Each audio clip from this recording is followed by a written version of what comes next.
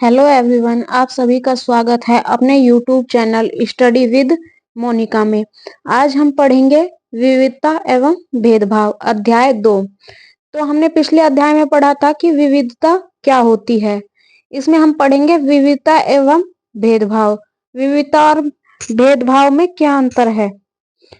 पिछले पाठ में आपने विविधता के बारे में पढ़ा। कई बार जो लोग एक दूसरे से अलग होते हैं उन्हें चिढ़ाया जाता है या उनका मजाक भी उड़ाया जाता है, या फिर उन्हें कई गतिविधियों या समूहों में शामिल नहीं किया जाता।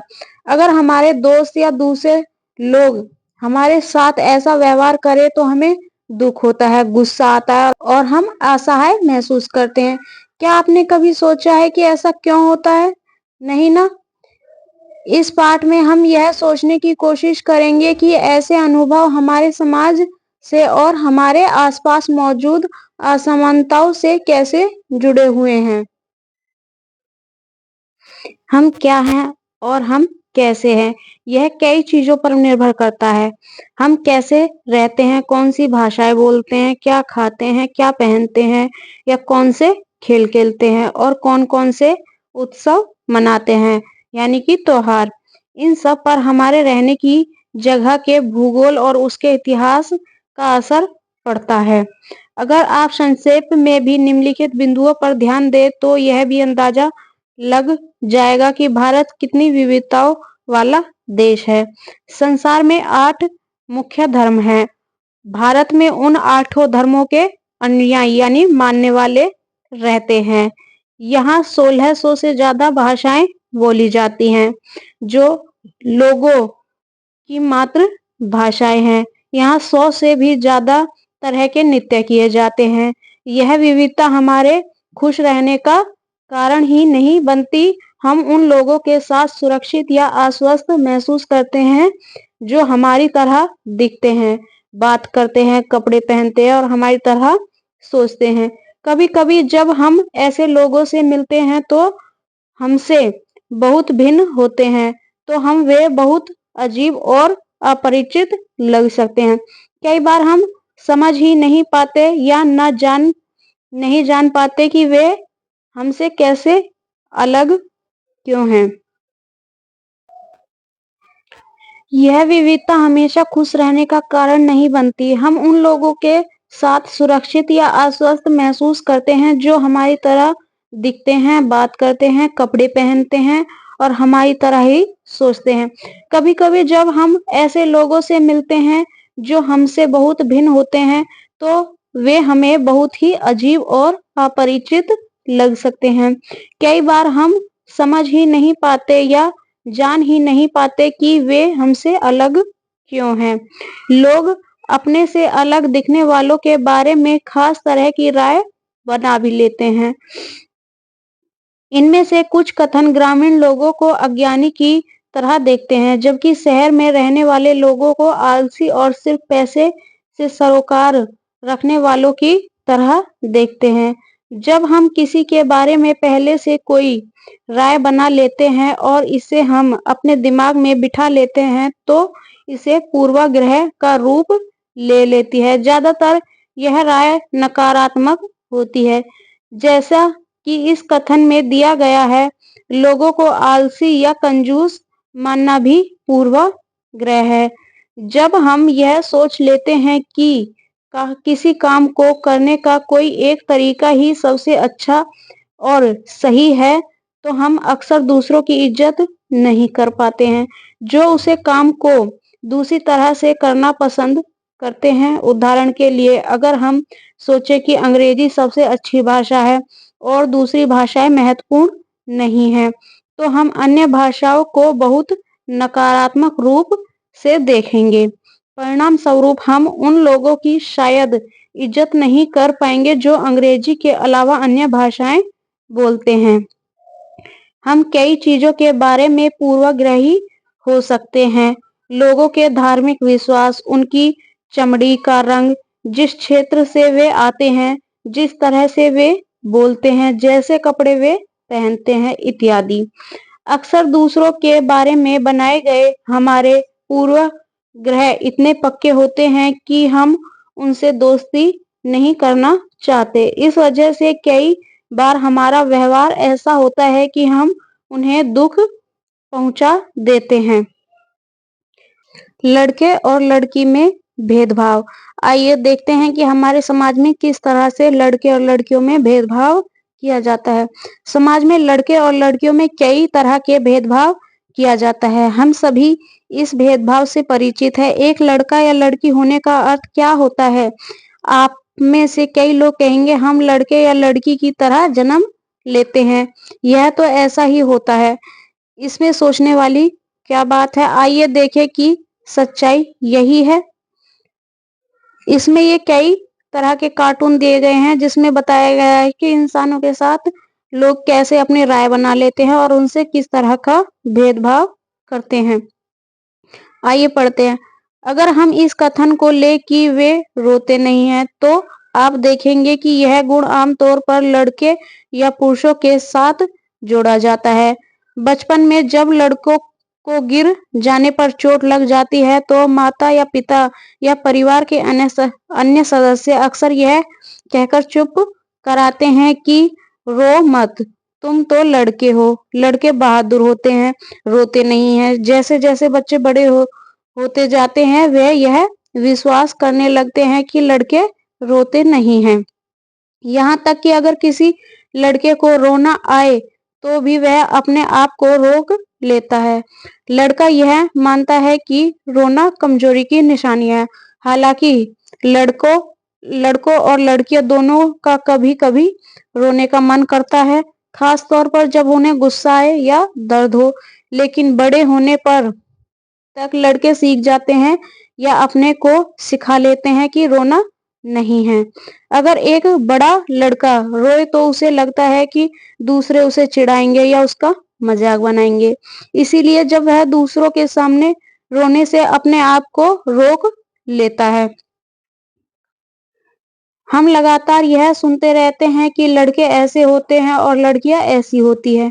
समाज की इन मान्यताओं को हम बिना सोचे समझे मान लेते हैं। हम बिना विश्वास कर लेते हैं कि हमारा व्यवहार उनके अनुसार ही होना चाहिए। हम सभी लड़कों या लड़कियों को उसी छवि के अनुरूप देखना चाहते हैं। रूढ़िबद्ध धारणाएं।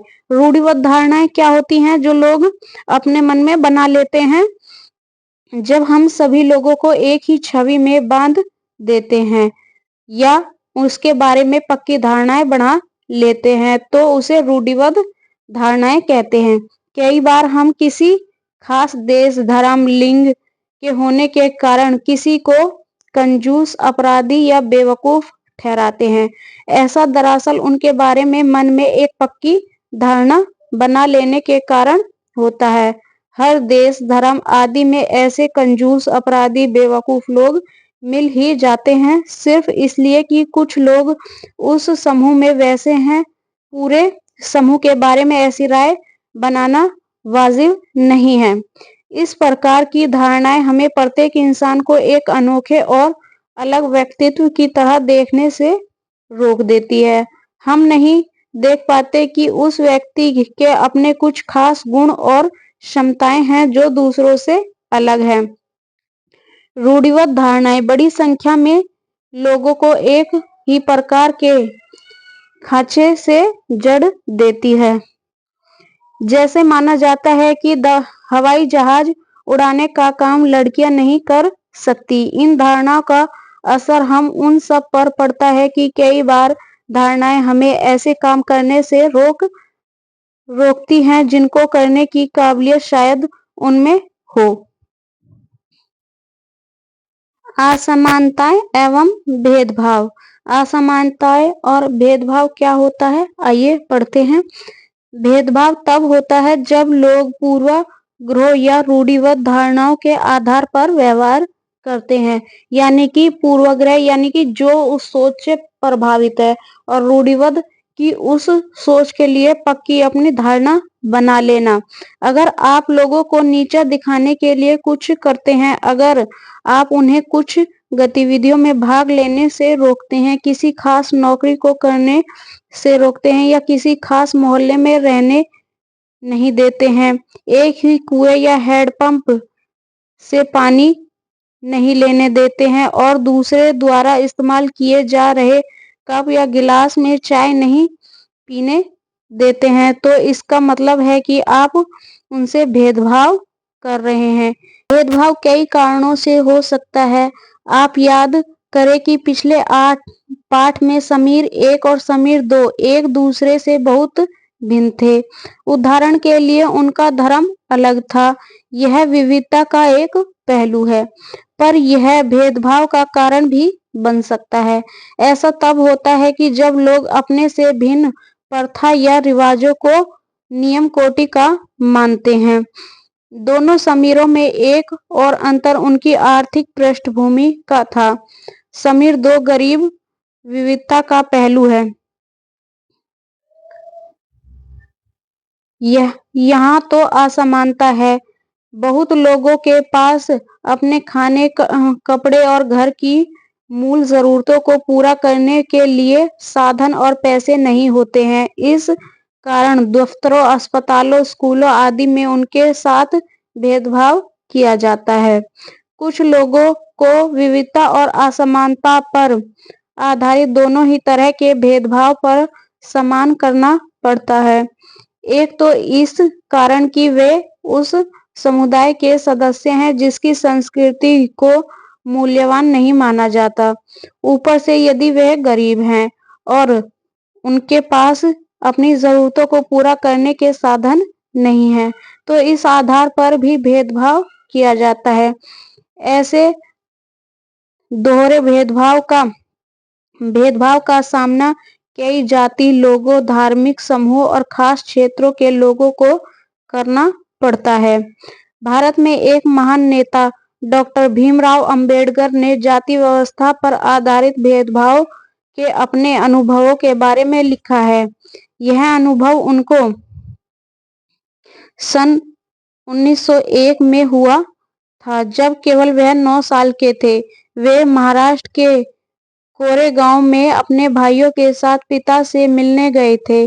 बड़ी देर हमने इंतजार किया, पर कोई नहीं आया। 1 घंटा बीत गया तो स्टेशन मास्टर पूछने आ गए। उन्होंने हमसे हमारे टिकट मांगे। 1901 में हुआ था, जब वे केवल 9 साल के थे। वे महाराष्ट्र के कोरेगांव में अपने भाइयों के साथ पिता से मिलने गए थे। बड़ी देर हमने इंतजार किया, पर कोई नहीं आया। 1 घंटा बीत गया तो स्टेशन मास्टर पूछने आ गया। उन्होंने हमसे हमारे टिकट मांगे, जो हमने दिखा दिए। उन्होंने पूछा कि हम वहाँ क्यों रुके हुए थे। हमने बताया कि हमारे कोरेगांव जाना था और हम पिताजी या उनके नौकर के आने का इंतजार कर रहे थे, लेकिन दोनों में से कोई भी नहीं पहुंचा था और हमें पता नहीं था कि कोरेगांव कैसे पहुंचते हैं। हमने बहुत अच्छे कपड़े पहन रखे थे। हमारे कपड़े और बोली से कोई भी अंदाजा नहीं लगा सकता था कि हम अछूत के बच्चे थे। निश्चित ही स्टेशन मास्टर को यह लगा कि हम ब्राह्मण बच्चे हैं और हमारी मुश्किलों को देखकर बड़े परेशान हुए, जैसे कि हिंदुओं में होता है। स्टेशन मास्टर ने हमसे पूछा कि हम कौन हैं।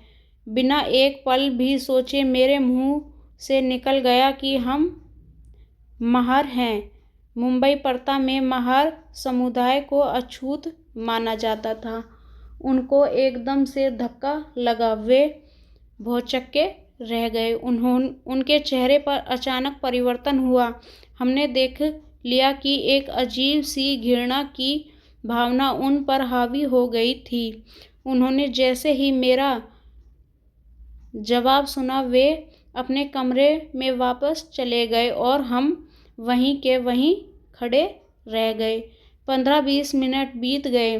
सूरज बिल्कुल छिप सा गया था। पिताजी नहीं आए थे और ना ही उनका नौकर।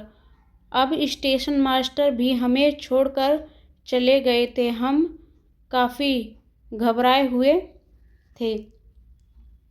यात्रा के शुरू में जो खुशी और उत्साह की भावना थी उसकी जगह अब अत्यधिक उदासी ने ले ली थी।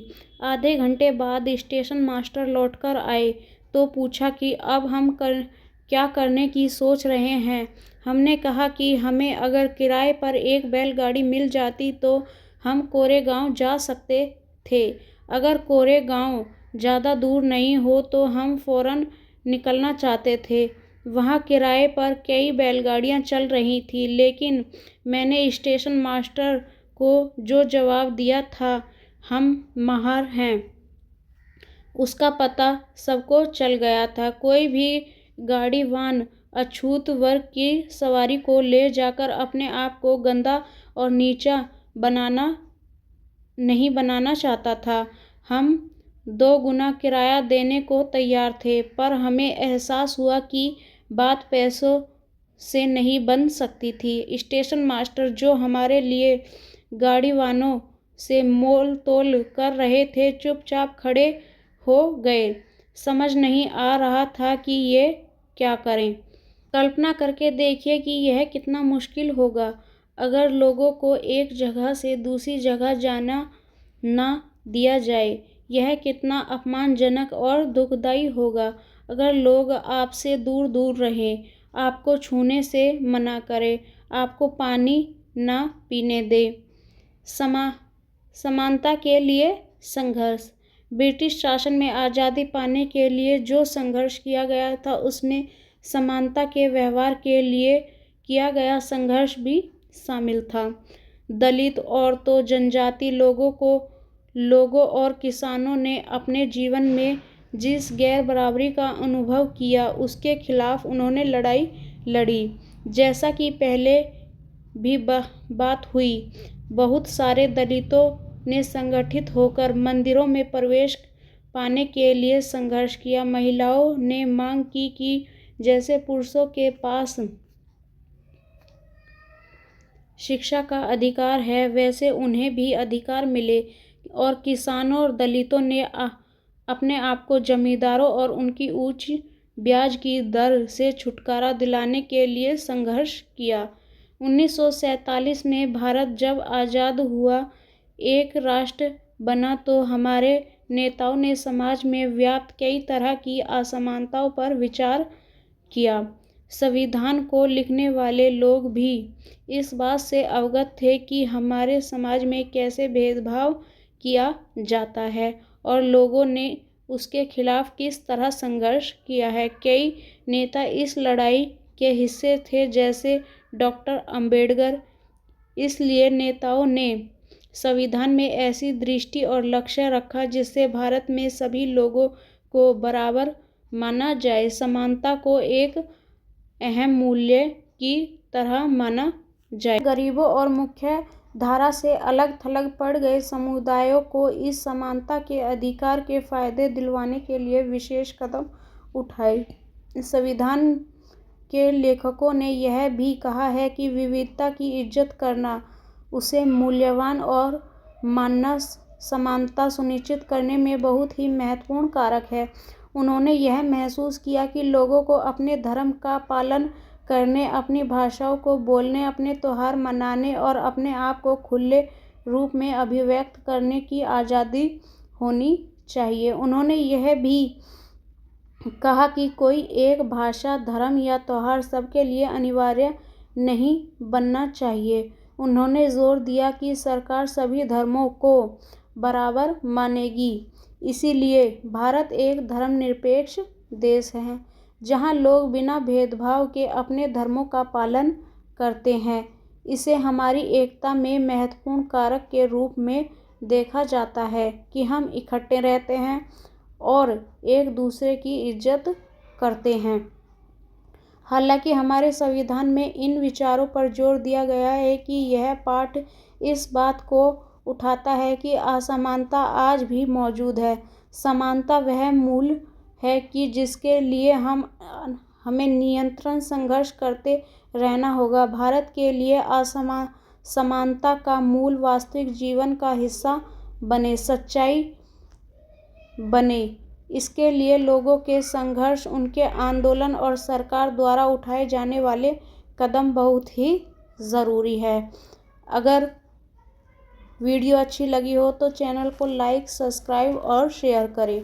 धन्यवाद।